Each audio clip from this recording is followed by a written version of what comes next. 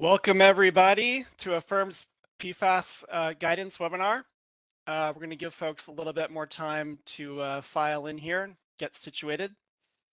We'll start in another minute or so.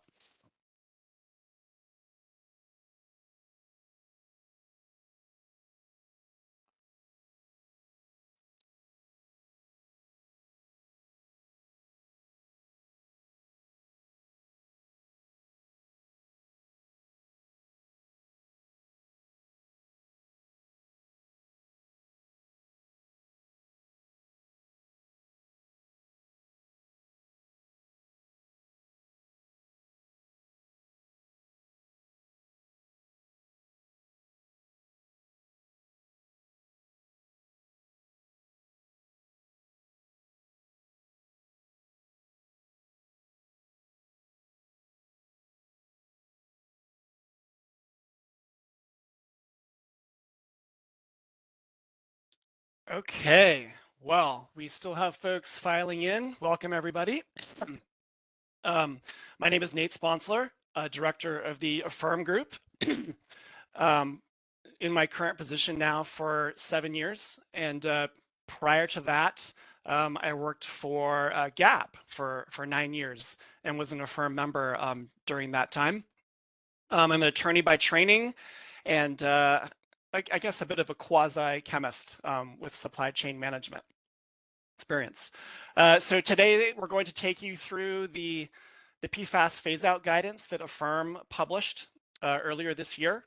And we're going to hear from a couple of our veteran AFIRM members and talk about their experience. And we're going to go through the guidance, add new information, new developments, and then we're going to do some Q&A towards the end of the presentation. Thank you for submitting your questions already. We're going to do our best to answer them today. But if there's any questions that we are not able to get to, we will respond to those later on in writing. Okay, so by way of background, just a little bit about AFIRM. In case you're not familiar with it, AFIRM is the Apparel and Footwear International RSL Management Group. It was founded back in 2004. You can see the founding members right here in the slide ahead of you.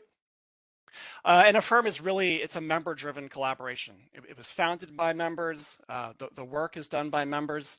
My job as director is mostly as that of a facilitator. So project management, make sure the brands are keeping on track, facilitating engagement, discussions, benchmarking, collaboration, all that good stuff. And I would argue that this is really the strength of the AFIRM group, right? If we have our member brands engaged and driving the work, they're much more supportive and likely to adopt the various tools and guidance and standards that we make available to the public. So really the goal of AFIRM is to advance chemicals management across the industry. And as part of that, we do maintain the AFIRM restricted substances list. You can see a quick screenshot of that here in the screen. Our primary audience is the supply chain, right? So suppliers all around the world, and also other brands that are not members of AFIRM. So we do make all of our key guidance and standards available in multiple different languages on the AFIRM website. And again, those are all freely available to download at any time. We also do quite a bit of policy work and regulatory compliance these days, because as we all know, the topic of chemicals management in the apparel industry is it's hotter than ever. We've got new regulatory developments coming on almost a weekly basis now, especially in the European Union, and of course in various U.S. states, and even at the federal level in the United States. So some of you may have seen that the US EPA has just finalized a rule that will require reporting on all PFAS or a certain subset of PFAS within 18 months, I believe. And there's no de minimis level. And the reporting actually goes back 12 years. So this is quite a lot to take on. So that's just one example. We are up to 44 brands actually as of yesterday. We just signed up a new member, so we're growing. and doing the best we can to help navigate this very challenging issue for the overall supply chain. So as I mentioned, we're talking about the guidance today. This document, again, has been available on the web now since I think about May or June earlier this year. And it is available in English, Bahasa, Chinese, both simplified and traditional, Japanese, Spanish, Turkish, and Vietnamese. And when we set out to come up with this document, we wanted to align on what it actually means to phase out PFAS, right? It's a very technical, very difficult issue. To date, there is no harmonized definition of what PFAS actually are. There's different definitions coming from the OECD, the European Union, various US states. So this is our attempt to try to make sense of all that and navigate it for the industry. And come up with a way to again define what it means to phase out PFAS and comply with all of these new PFAS regulations that continue to come out. So that's what we've done in this document. I do encourage you to take a look at it. And today we're going to walk through it and again share some of the latest information and experience that we have within AFIRM. So I've already given myself an introduction. Our two speakers from the brands are with us here today. So John Marash has a PhD in chemistry from the University of Sydney and an MBA from the Quantic School of Business. He's been working in the field of chemicals management for the past 7 years in both the US and in Europe for Nike. John is a very active member within AFIRM. He's chaired the training committee for 4 years, and he helped deliver on multiple projects, including the AFIRM Chemistry Toolkit, the chemical information sheets, and the training videos that you can see on our website. We also have Lisa Clerici. She's got over 30 years of experience in consumer product testing and regulatory affairs. She spent the last 10 years with Under Armour and is a senior manager of global RSL compliance, responsible for Under Armour's chemicals management program. That includes RSL testing, ZDHC MRSL compliance, and she has represented Under Armour in AFIRM for the last 8 years, chairing multiple committees, and is currently our data committee co-chair. Yeah, so with that, I'd like to hand things over to John to get us started with a short chemistry lesson on PFAS. Take it away, John. Thank you, Nate. Thank you for the introduction, and thanks all of you for joining. So I thought we'd start with a short chemistry lesson, but just to make everyone feel comfortable, there will not be a test at the end of this one, so you don't have to stress too much about it. So I want to start by talking about carbon. Carbon is probably the central atom of all life on Earth, okay? It's quite a special atom because of one of its properties, which is it can bond or connect to 4 other different atoms, okay? So we call this a tetravalent carbon atom, tetra for 4. Next slide, please. So I said carbon is essential to life, and here are a few of the other atoms it can very easily bond to. So oxygen, hydrogen, nitrogen, all of these are super essential for a lot of the organic life that we see on Earth. But one of the most important carbon bonds is a carbon atom has the ability to bond to itself. So you can have a carbon-carbon bond. And in fact, you can imagine this happening over and over again. So you can have multiple carbon-carbon bonds in a row. And in this case, you eventually are going to form a polymer. Okay, so you've got a very long chain of carbon atoms. We call this a polymer. In this case, I've shown you just 6 atoms, which is a hexapolymer, hex for 6. Another important bond that carbon can form is the carbon-fluorine bond, which is the central bond of all of our discussion here today, because this is one of the strongest bonds that you can form in nature. What this means is it's very difficult once you form this bond to pull it apart again. And this is particularly important because there's no way that a biological system, that means human beings, can pull this bond apart once it gets into our bodies. Now, a carbon can not just bond to one fluorine atom, but can bond to multiple fluorine atoms. In this case, I've shown you 3 fluorine atoms bonded to the first carbon, And now this carbon out here is bonded only to fluorine and another carbon atom. So we call this a perfluorocarbon atom. And you can do this multiple times to every carbon in the chain. And in this case, we call this a perfluorocarbon polymer. Again, I've shown you 6 units of carbon out here, so this would be a hexapolymer or a hexamer. But you could elongate that chain almost infinitely. So you could have thousands of repeating carbon units to have a long chain perfluorocarbon polymer. Now, these polymers are kind of special because of the nature of the fluorine atom on the end of the carbon, they're extremely non-stick. So it's very difficult for water, oils, all kinds of materials to stick to these polymers, which is why they were used in multiple applications industrially. So this brings us to PFAS. So a strict, what do the acronyms PFAS mean, right? So this stands for a perfluoroalkyl polymer or a perfluoroalkyl substance, PFAS. Now, these were historically known as PFCs, perfluorocarbons, but recently, because of the PFC acronym being used for a bunch of other things, we are now referring to these substances as PFAS. So definitionally, these are synthetic chemicals that contain at least one fully fluorinated carbon atom. So as I showed you before, the carbon can only be connected to another carbon atom or fluorine atoms. There are multiple PFAS chemistries in use today. You might be familiar with terms like PFOA, PFOS. Both of these are octapolymers, so they've got 8 carbon units. PTFE is a long chain carbon polymer. Teflon is trade name polymer. You can have long chain fluoropolymers, you can have short chain perfluorochemicals, and you can even have small molecules. So not the long chains that I showed you, but extremely small molecules that have perfluorinated carbons. And we've got some examples. So here are 2, chemically speaking, relatively simple molecules. I don't expect anyone to recognize these guys, but you can see that the carbons highlighted in yellow are only bonded to fluorine atoms or other carbon atoms.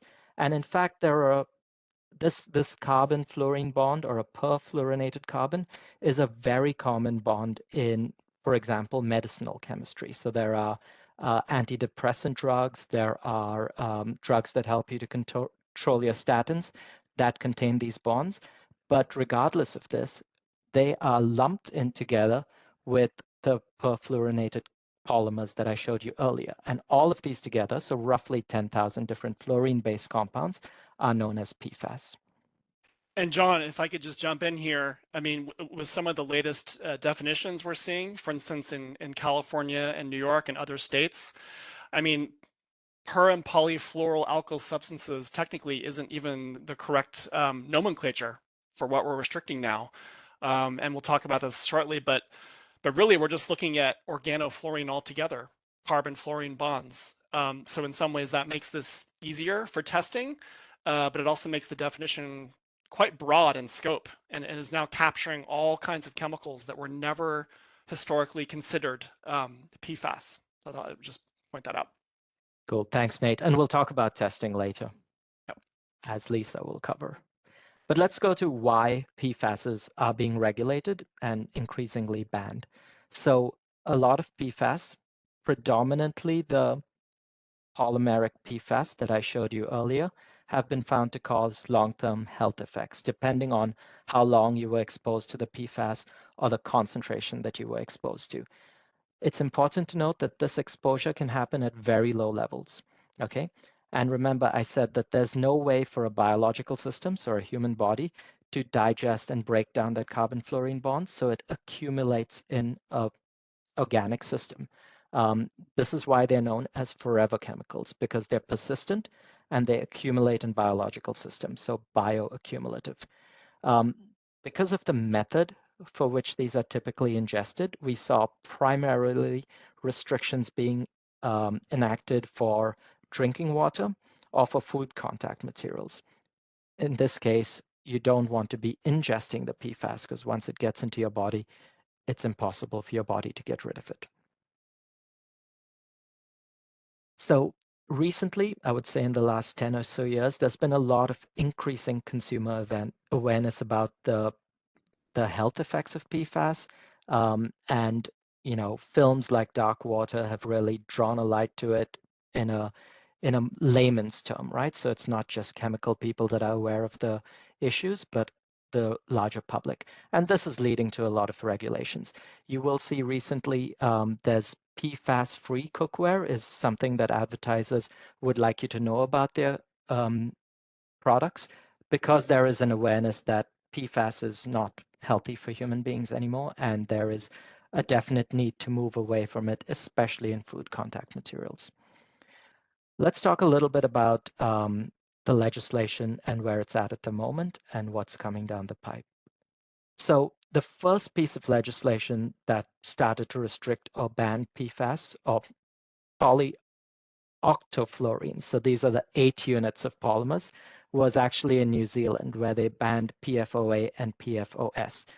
You don't need to know what these are, but they're octofluorines. This was followed by the European Union banning octofluorines and its derivatives, both in 2009 for PFOS and then 2020 for PFOA. More recently, we see bans in the European Union on polyhexafluorines, so the 6-unit polymers and related compounds, and also C9 and C14 PFCs, so 9 units and 9 to 14 units respectively. And forthcoming legislations, in fact, aim to ban all PFAS materials in the European Union. On the other side of the pond, in the United States, we see restrictions and bans enacted very much at state level. So California is one of the leading legislants, if you like, in this area. So we've seen in 2023, there's a PFAS ban in products that are intended for juveniles to use. There's also a PFAS ban in food packaging, and sooner, a couple of years in the future, we're going to see PFAS bans in cosmetics and textiles. Other states like Maine and Minnesota, for example, have initially a reporting requirement on PFAS. So if you are putting PFAS in your products or you're aware of PFAS in your products, you're supposed to report the levels to the states.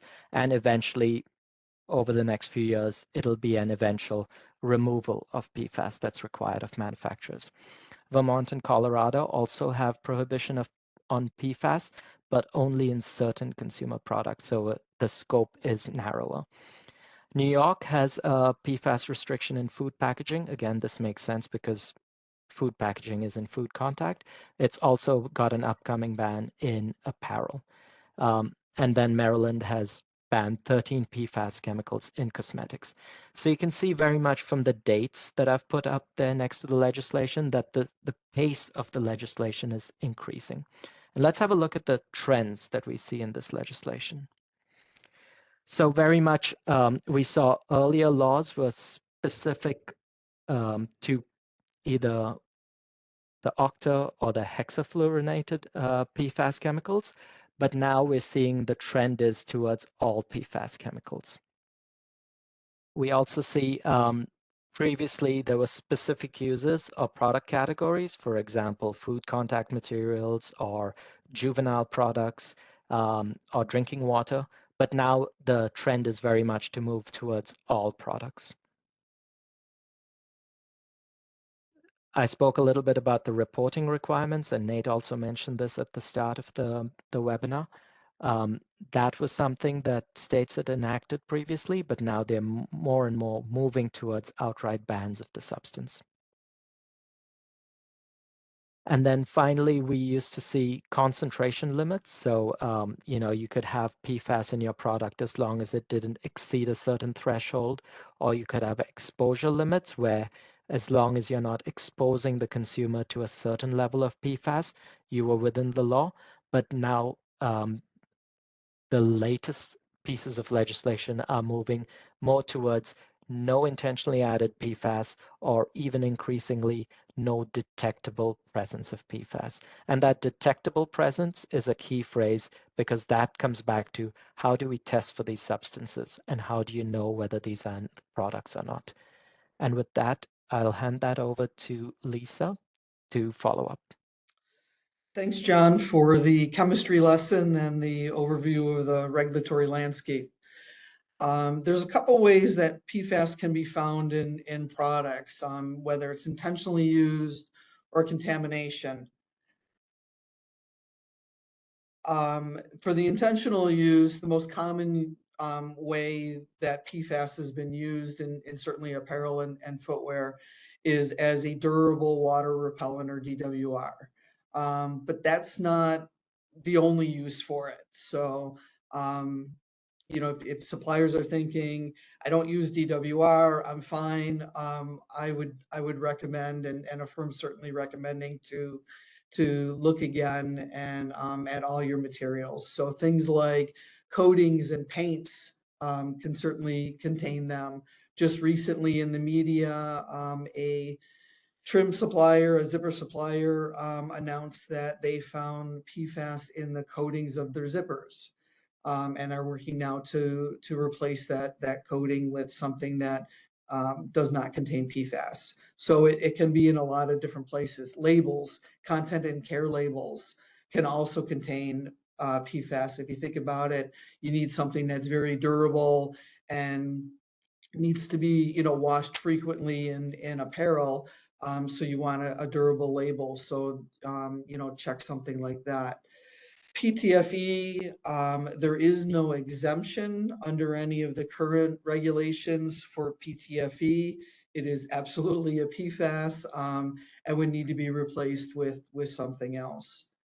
Also, PFAS has been known to just be added to fabrics to increase hand feel. So there's no DWR application or any other use for it other than that. The last source for intentional is really the other sources of fluorine, like fluorine-based reactive dyes can certainly contain it. And as Nate and John both had explained, that it's not just a DWR application, it's not certain compounds. The definitions are so broad that even things like dyes would, you know, could be included and would be included in this. Polymers as well. If there's any sort of fluorine in the polymers, check those out and see if you can replace those out, as that could cause an issue for you. Then for the contamination side of things, you need to watch out for cross-contamination in your facilities. So if you're running multiple lines, one line maybe is still using PFAS for whatever reason, another line isn't. It's so prevalent and it's so difficult to get rid of, is that you can easily get cross-contamination within your facility. Manufacturing chemicals can also contain PFAS. So besides being a great, you know, water and oil and stain repellent, PFAS is used in a lot of manufacturing chemicals such as lubricants. They have good chemical and temperature resistance, certainly friction reduction, and surfactant properties. So check out all of your manufacturing chemicals, because those could potentially contaminate whatever you're manufacturing and now cause an issue for you. And lastly is, if you're using any sort of recycled materials, and those recycled materials, the feedstock is post-consumer waste, that waste can contain PFAS. So the regulations, you know, are just coming out, you know, although they've targeted, as John stated, in the, you know, last several years in the EU for specific ones. Some of the more recent targeting the broader group of PFAS is more recent, and that your feedstock could be older, and now you're contaminating your recycled materials, especially if you're mechanically recycling. It's very difficult to remove that the PFAS from your fibers. So you're going to actually find it in recycled materials. And again, with the same with PTFE, there is no exemption under the current regulations for recycled materials. So those need to meet the same limits as virgin materials. And Lisa, if I could just chime in here, I mean, the whole topic of restricted substances and recycled materials is incredibly important. In most of these chemical restriction laws, there's exemptions for secondhand goods. So if you're selling products on the secondhand market, you don't need to meet a lot of chemical restrictions, pretty much all of them. And that makes sense, right? I mean, how would you even verify that? You'd have to destroy the product in order to test it, and then you can't sell it on the secondhand market. So as a matter of practicality, they're generally exempt. But for recycled materials, as Lisa mentioned, they're not typically exempt. And this is going to cause a lot of problems, and it already is, because, right, the grand strategy for the apparel industry is to transition to a circular economy. So how are we going to do that while also meeting more and more chemical restrictions that often go down into the parts per million or parts per billion? So this is something AFIRM is having a lot of discussions about internally, and something we're discussing with policymakers, both in Europe and the US. We got to be really careful here. We don't want to pull the rug out from under the entire recycling industry just as it's poised to scale up rapidly. So very, very important and very difficult issue that we are working on. Thanks, Nate. So once you identified all the sources of PFAS, you need to make a decision as to next. There we go. Yeah, you need to make a decision as to whether you want to remove or replace the PFAS, depending on what it's being used for, why it's there. So once you make that decision, and let's say you decide that you're going to replace it with another chemical and a non-fluorinated substance that'll give you the same effect, in theory, you want to notify all your customers of your intention to switch. And the reason why you want to do this is because what if, I know some of the issues is with waterproof and water resistant materials is that sometimes the PFAS work so well to give you that effect. But some of the newer replacements, it took a while to catch up to try to get a suitable replacement. But in case you can't find that, you want to notify your customers so that they understand that maybe they're not going to get the same performance. You also want to then collect and share information such as your safety data sheets or your technical data sheets. One thing on the safety data sheets is sometimes they're inaccurate or incomplete. And also that PFAS may not necessarily be listed on a safety data sheet, or it may be listed as a proprietary mixture. So, as you're reviewing these and looking at them, make sure that you really understand, what you're looking at. Is there any sort of, PFAS in there? Keeping in mind, again, the definition of PFAS is any carbon fluorine bond. So it's any sort of fluorinated, chemical that's in there, and you want to watch out for.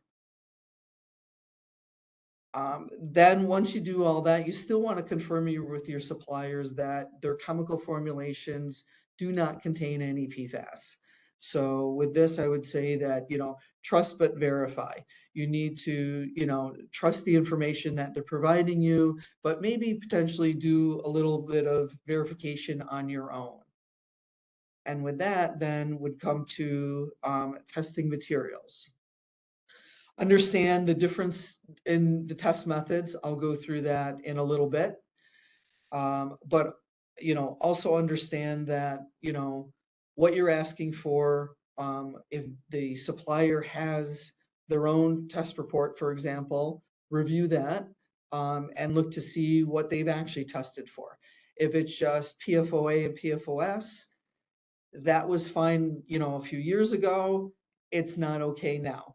Again, it's, they're encompassing, the regulations are encompassing all of the PFAS, which are thousands of chemical substances. So really, take a look at those, understand the differences, and know what you're looking at. You also may want to do a little bit of extra testing. I'm not really a big proponent on doing a ton of testing. I realize that it is needed, but there are times when you certainly have to, again, verify. So if you're changing your suppliers, or changing the feedstock, or you're using something different, the maybe new product or formulations are being used. You want to confirm all of that. New manufacturing processes, or even that a change in the regulations. So as John went through, there's a lot, they're coming through fast and furious, a lot of these regulations. Some are very similar, some are different, and you need to understand all of those regulations and whether your current test program and even the current results that you have are actually going to meet those future regulations.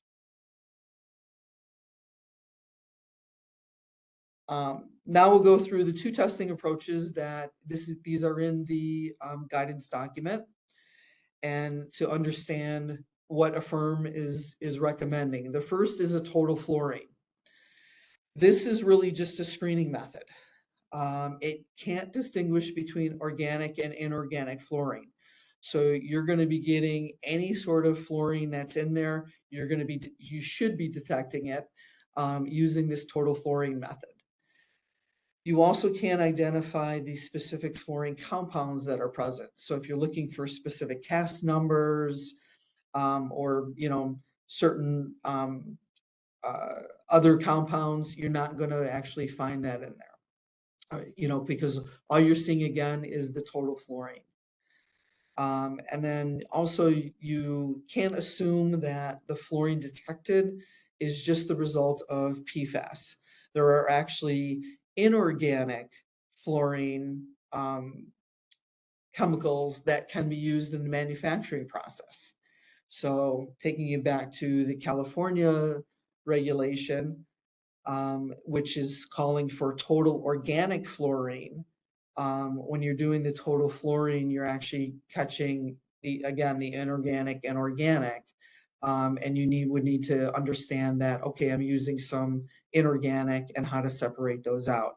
Now, in theory, if your total fluorine result is below the 100 part per million limit, you should be okay with obviously the total organic fluorine content for California and other states. The limit also is around 50 parts per million.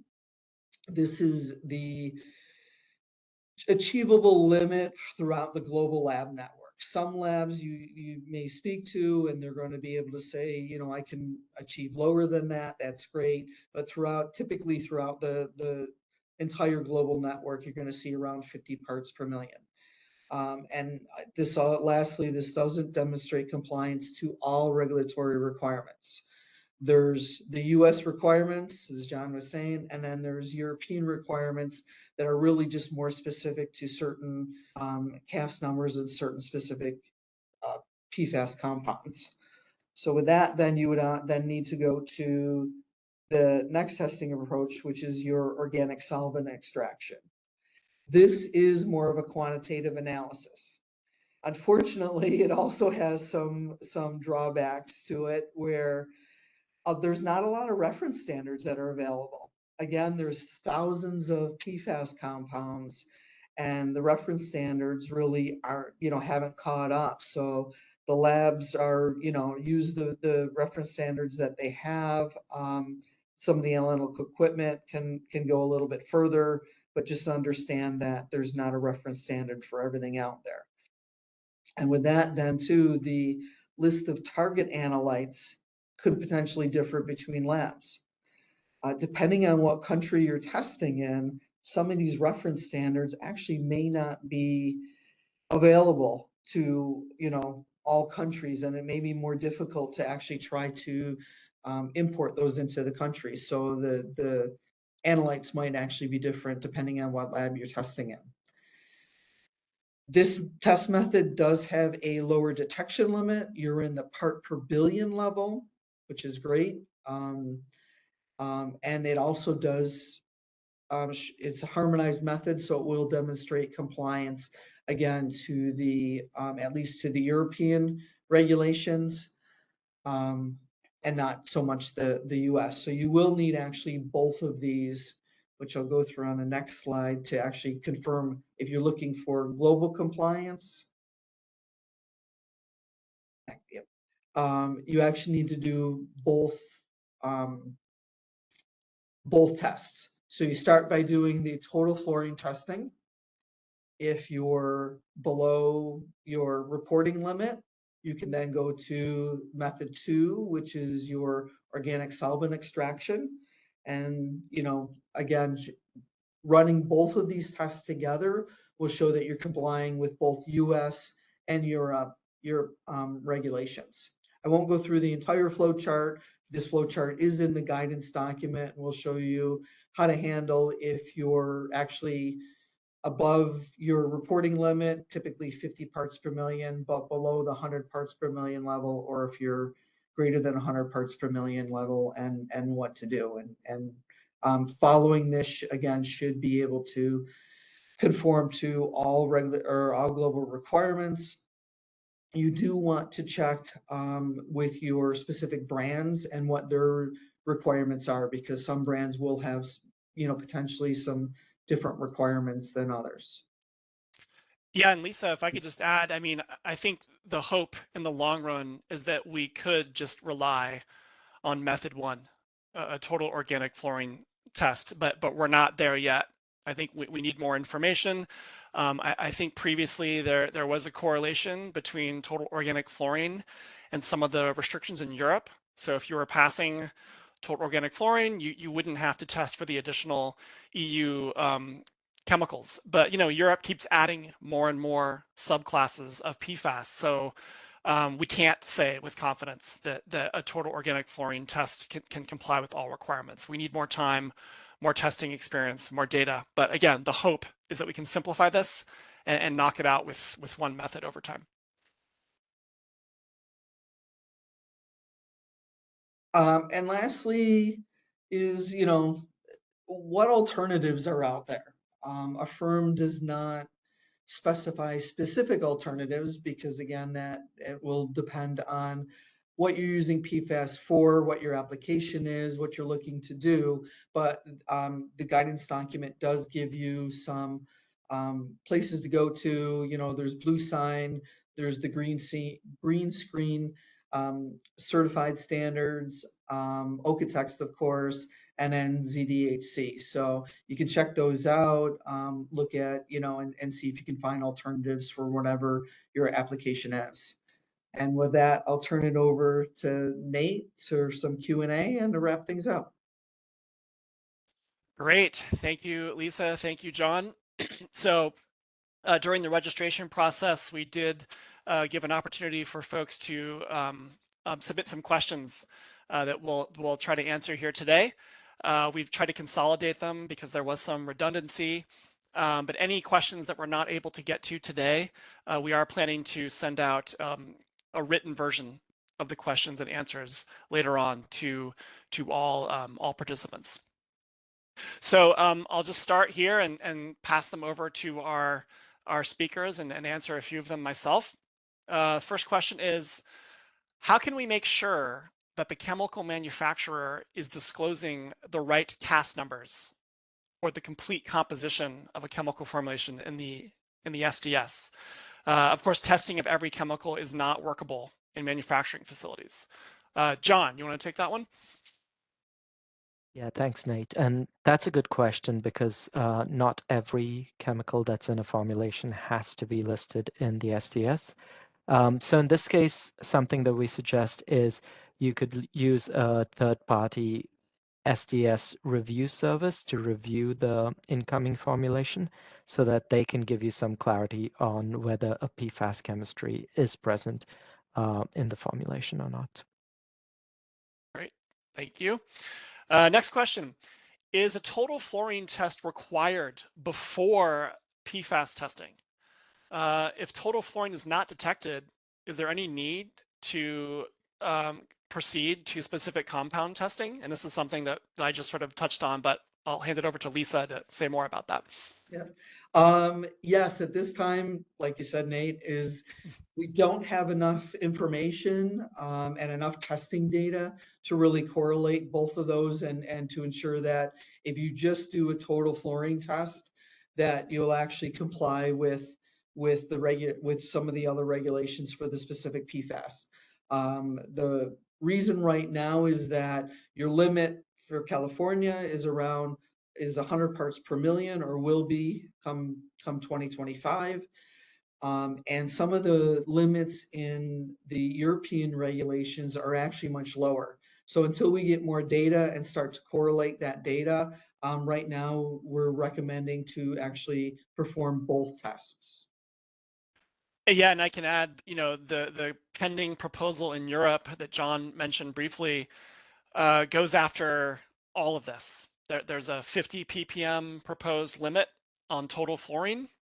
And then they also restrict all individual PFAS analytes, or they would like to restrict all individual PFAS analytes into the parts per billion. So that's something we're discussing with them. Why not just knock this out with a total organic fluorine test and call it a day? But we'll see what happens. But if that proposal goes forward, all bets are off, because we're adding more and more and more individual specific PFAS analytes and we just don't know whether they're going to appear or not if you pass a total fluorine test. Okay, next question. Is it necessary to use a separate stenter and trolley for PFAS and non-PFAS materials in your facility? For instance, should even machine oils and greases ensure that, make sure we don't have PFAS in them? Lisa, over to you. Yes to both. You want to, as much as possible, remove PFAS from your facility. As was stated from John and myself, is that they're prevalent, they're everywhere, and to get rid of them is very, very difficult in a manufacturing facility. So you want to try to separate them if you can't remove them. But our recommendation is try to actually remove all sources of PFAS so you don't run into any sort of issues with contamination. Right, and as John, Lisa. oh, go ahead. No, sorry, I was going to add on to that. Yeah, as I said, it's very difficult to destroy that carbon fluorine bond. So even aggressive cleaning methodologies is not going to get rid of all the fluorinated compounds. And so it really helps to have a separate line if you want to be completely PFAS free, because PFAS is a bunch of PFAS, I should say, are famous for contaminating other batches. Yeah, these chemicals are incredibly persistent. I mean, that's why they're being restricted. So yeah, contamination is especially difficult with PFAS. Okay, next question. So what are some safer chemicals to replace PFAS with in DWR? And it's something, again, we touched on, but I'll hand this over to John. Thanks, Nate. Yeah, and I will say there has been a lot of research going into fluorine-free DWRs over the last multiple years, because folks have known that this was an issue and that legislation was bound to arrive sooner or later. So we will say there are a lot of alternatives. Not all of alternatives will give you the exact same performance as a fluorinated DWR. So it's very important for you to understand the drawbacks of each formulation.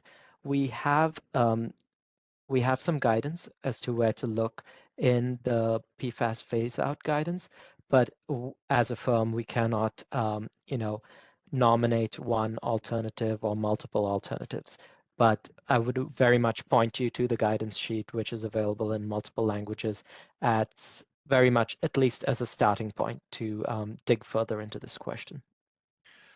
And you should check with your brand customers, because some of them do provide lists of recommended alternatives that they have vetted themselves with various, toxicological assessments. So check with them. They might have some drop-in alternatives available for you that they recommend.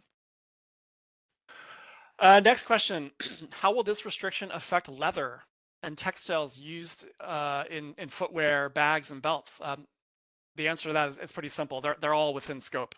I mean, all the existing PFAS restrictions in Europe include footwear and accessories in scope, and certainly the new laws in, for instance, California cover them as well.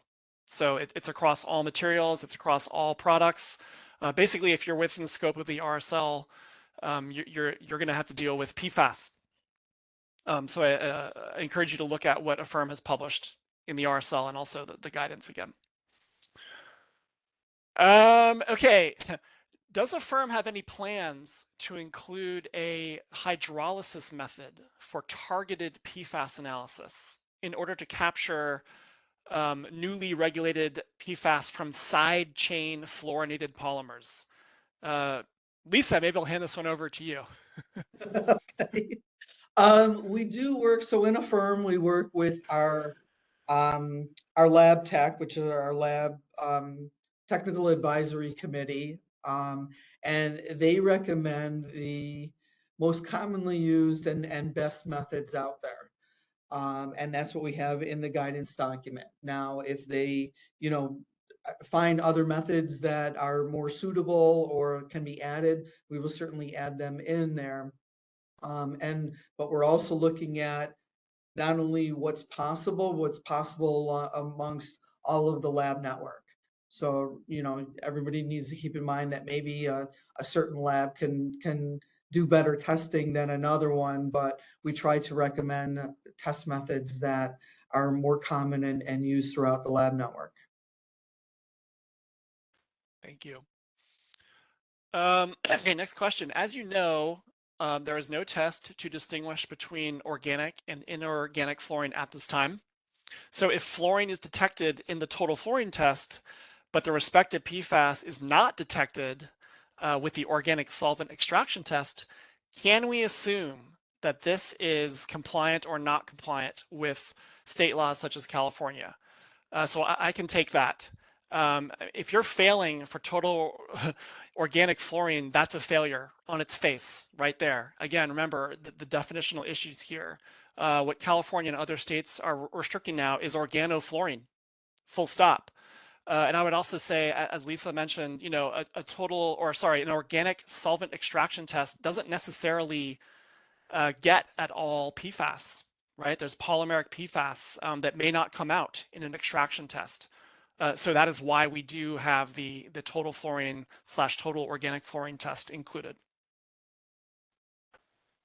Next question, will there be any legislation or regulation against goods for the secondary market containing PFAS? So for instance, thrift stores that are selling used Gore jackets, DWR jackets, cookware, etc.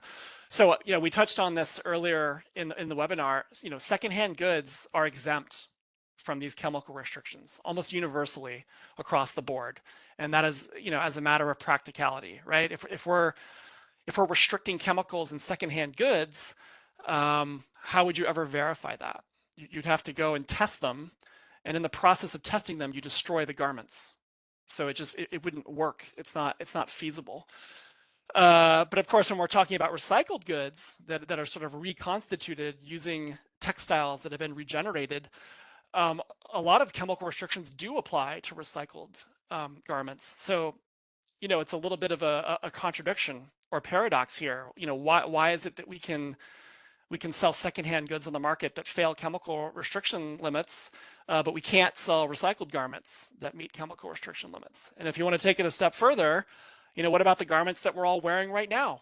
I mean, a lot of the garments that we're wearing today are not meeting these new chemical restriction limits. So, I mean, should they be recalled? I mean, that's kind of a silly idea. So again, this is something we're discussing with regulators. Let's be careful here. Let's not pull the rug out from under recycled textiles and the circular economy. Let's be careful about that. So, hopefully we can get some kind of exemption or extended transition period for some of these PFAS laws, because we already know that regenerated textiles are failing total organic fluorine above 50 ppm. We have data coming from the recyclers that demonstrates that. Hey, Nate, I just want to add that on this question, there is a gray zone, I believe, with refurbished product. So if brands are investigating take-back schemes where they take used products, clean them up, refurbish them, repair them, and then place them back on the market. There might be obligations to make sure that they're PFAS-free, very much depending on the geography that they are being placed on the market. So I would really encourage brands to check with their internal or external legal teams before going down the road of placing secondhand goods back on the market. Thank you. Okay, another question. So as PFAS compounds are more than 12,000, right? It depends who you ask. Seems like there's a different number thrown out almost on a daily basis, but is there any special guideline that we should follow, or should we just follow the AFIRM listed compounds? And then as a follow-up question, what is the difference between PFCs and PFAS? So I can take the first part of that. I mean, yeah, what AFIRM recommends, that's what we recommend that you test to. We're not going to list out every single possible PFAS analyte under the sun for testing. That's not practical. And there aren't even standards to test against them, as Lisa said. So what we've included in the AFIRM RSL is a sort of sampling of the main PFAS analytes to expect to find if different PFAS chemistries are used in products. So that is our current recommendation, but that could change, right, as more regulations come into effect, as we get more testing experience. But yes, follow the AFIRM guideline. That is why we published it. And then I guess over to you, John, something you touched on earlier. What is the difference between PFC and PFAS? Yeah, so a PFC was the commonly used acronym for perfluorinated compound. But as I said, there are, as with acronyms, there are multiple things called PFCs. So very much the latest definitional use has been focused on using the acronym PFAS, which covers definitely a broader scope of products, but it's also much clearer. And so essentially they're equivalent, but for sake of clarity, it's best to just use PFAS as an acronym going forward. Okay, next question. Are there any brands sharing, for instance, green screen vetted DWR alternatives? Again, these types of off-the-shelf alternatives are super helpful for developers. And this is something I mentioned briefly. There are brands that are providing lists of vetted chemistries. So check with them. But that's not something AFIRM can do. We're not set up to do that. We can point you in different directions to get various resources like Lisa took us through, but we're not in a place where we can literally recommend specific alternatives. John or Lisa, anything you'd want to add to that? No, that's what I would have said too, Nate. So well done. Great. Yeah, I mean, that is all of the questions that we had submitted ahead of time, but I see that we've got several that have come in during this webinar. So we can try to tackle some of those really quickly here. We've got a question about, what are the physical risks of PFAS regarding skin contact? John, do you want to try to take that one? It's a controversial topic, I will say that much, but what's important to note that a lot of the legislation that's currently being either proposed or finalized does not take into account exposure. It's very much focused on total content. As far as exposure goes, the primary concerns has typically been ingestion, so putting it into your mouth, or inhalation, where you breathe in these perfluorinated compounds. But that is not to say that's what the legislation is focusing on. So again, I'd be very cautious about how we explore this question. Yep. And right, again, the main concern about PFAS is their incredible persistence, and some can bioaccumulate, and that is really why they're being addressed in the way they are, because they're slowly building up around us in the environment, in our bodies. And we know that some of them are quite toxic. So, what's going to happen over time if those concentrations keep going up? And that is what, that is what these regulations are trying to address. Okay, let's have a longer question here. I'm not sure what we're getting ourselves into, but from Andrew, so one big concern of the dye industry is that fluorinated dyes are in the broad scope of PFAS, but without some of the typical hazardous properties. They have many holistic sustainability benefits. In general, the total fluorine limits on textile articles can be met when using these dyes. What is the general recommendation of AFIRM for such cases of intentional use when the limits are met? I can try to tackle that one. Andrew, that is a great question. Something that we have grappled with in AFIRM, something that we're still trying to get more testing data on. But, arguably, if you look at the definition of PFAS in these laws, for instance, in California, AB 1817, I think a good case could be made that those dyes would be in scope. But to your point, if they're used upstream, you wouldn't necessarily find failures within the finished garment. So is that a legal failure? I think we're in a gray area here.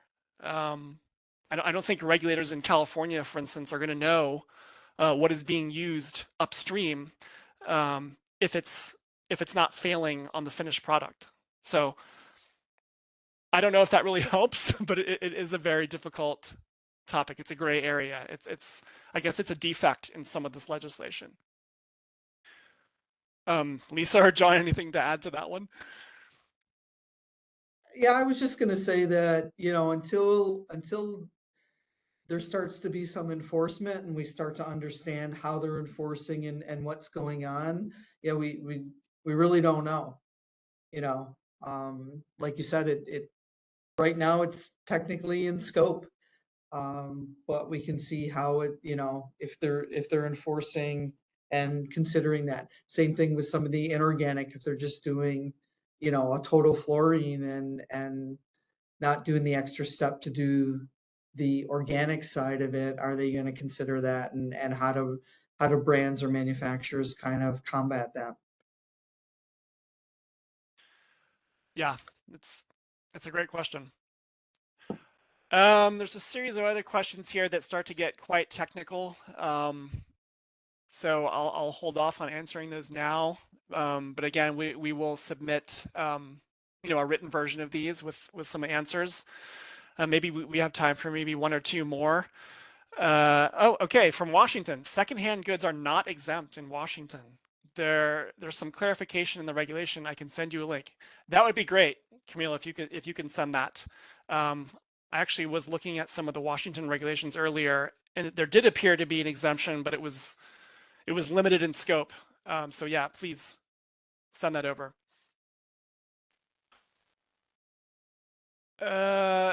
Okay, for you, Lisa. Is the organic solvent extraction the same as a total organic fluorine test? No, it is not. Yeah, like I said, the total organic fluorine test is more of a screening.